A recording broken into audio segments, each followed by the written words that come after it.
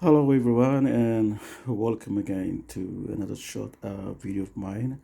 Today I will sort of continue to update you all on the latest situation in West Papua, and I believe most of you would have seen or read on social media, or I've seen it in the SBS News as well, in regards to the protest march that are rallies that have taken place throughout West Papua, where Papuans are coming out in large numbers and protesting, and letting the Indonesian government know that they do not like the idea of creating new provinces in West Papua. And I was just going through some of the reports this yesterday and today. I've realized that Indonesian government is rushing to implement these new provinces when the two duly elected governors of West Papua, Mr. Nembe and the other guy, I think Manachan, they haven't actually say anything about whether to support the implementation of these new provinces. So what we are seeing is that people who are not uh, duly or who are not elected, who are not the representative of the West Papuan people, are going over to Jakarta or going around West Papua and trying to get everyone to support this DOB plan, or it's a it's a plan by Jakarta to create these new provinces. So basically, Indonesia is trying to create new provinces in West Papua, and this will result in the movement of people, especially Indonesian migrants, moving into West Papua. And most of you would have known by now that West Papua, the Papuans already are marginalized on their own land. So they have a fear that when you create these new provinces, it will bring more people in because there is creation of job opportunities at businesses. So, and Papuans are saying that our population is so small; it's less than 2 million, and why are you creating these new provinces? Because if you look at the special autonomy that was introduced in 2001 by the Indonesian government. It ended last year. But special autonomy hasn't really addressed many root problems in West Papua. What we have seen is the human rights violation of situation in West Papua has significantly escalated. We have seen major military operations being carried out through West Papua. There's about 50 to 60,000 people who have been displaced and haven't been back to their homes or the villages. Um, so, what is the idea of creating these provinces when many issues, problems in West Papua haven't been really addressed by the Indonesian government? So, what I've seen lately, I've gone through the social media, I've seen that the governor of West Papua have actually come out and saying that he doesn't like the idea of creating these new provinces. So, he's basically the duly elected governor of West Papua.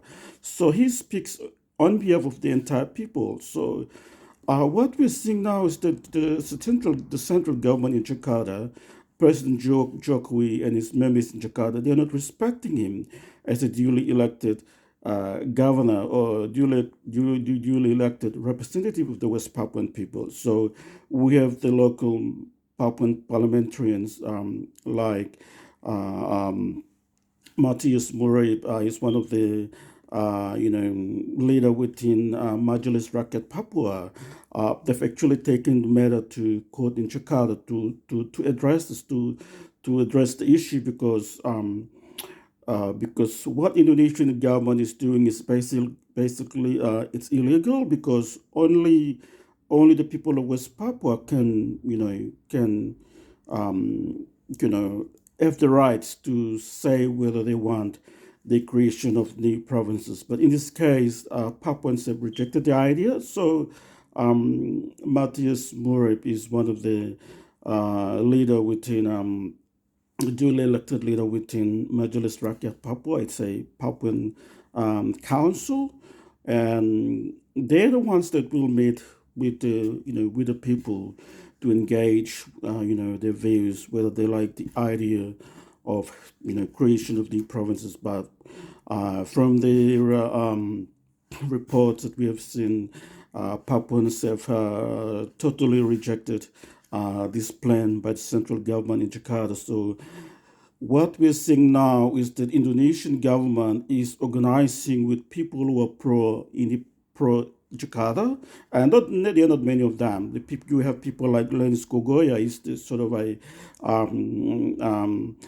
one of the presidential staffer with with President Jokowi. So he's coming back to Papua and claiming himself to be one of the elders over there and trying to push everyone to agree. When in fact he's not, Lenis Kogoya is not the elected representative of the West Papuan people. We, the people of West Papua, will only listen to the governors of Papua and also to the local parliament and also MRP, Majelis Rakyat Papua, who is which is the local council that represent that will listen to the wish, the demands of the West Papuan people.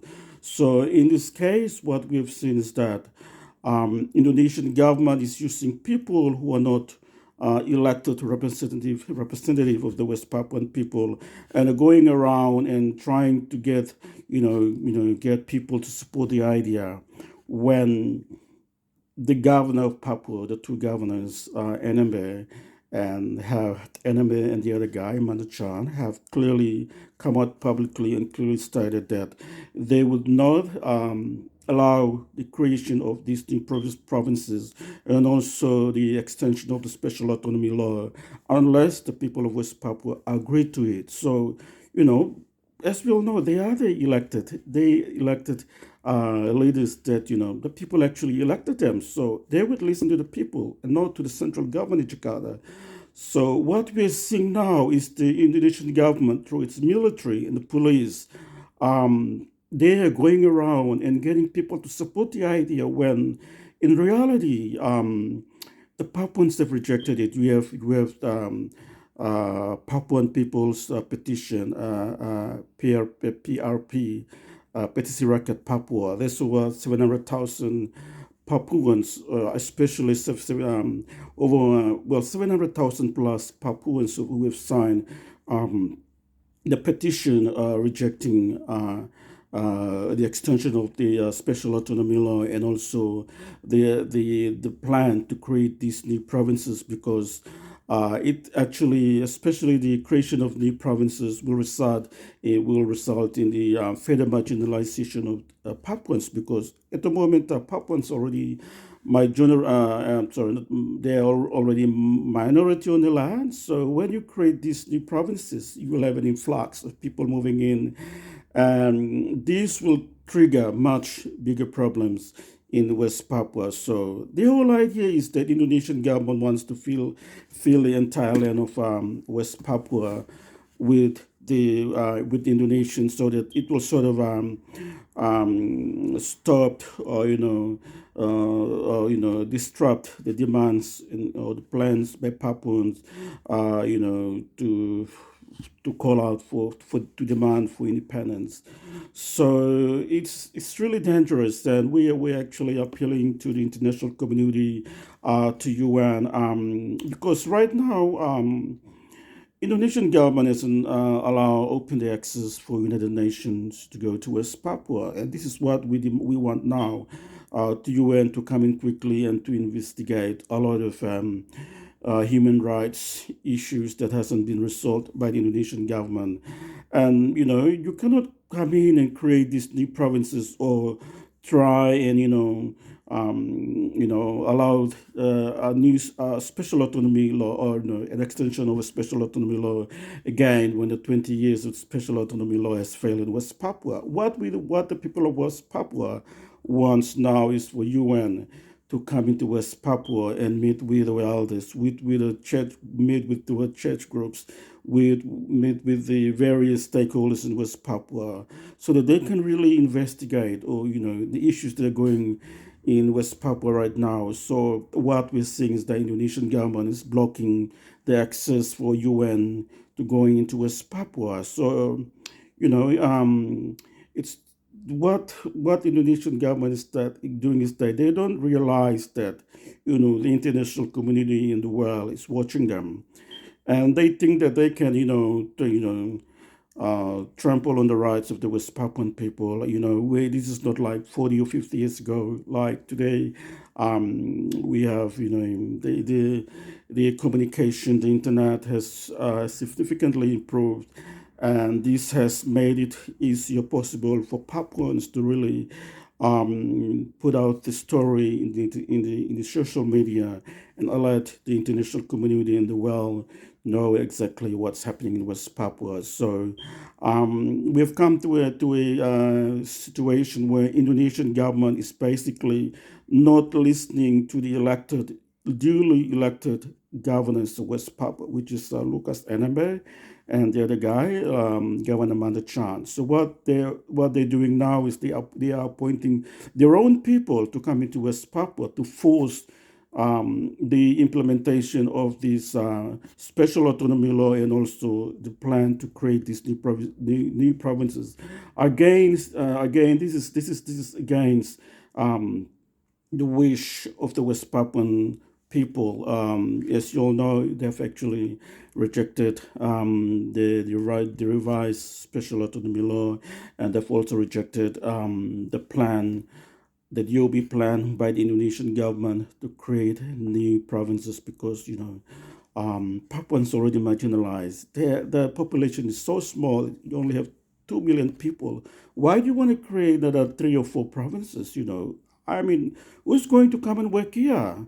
Right now, there's a lot of Papuans who are jobless. They're still looking for work with only 2 provinces. So when you create these new provinces, who's going to come in and work? There is a fear that once you create these new provinces, you will open the access for Indonesian military to come in and establish the base all throughout West Papua.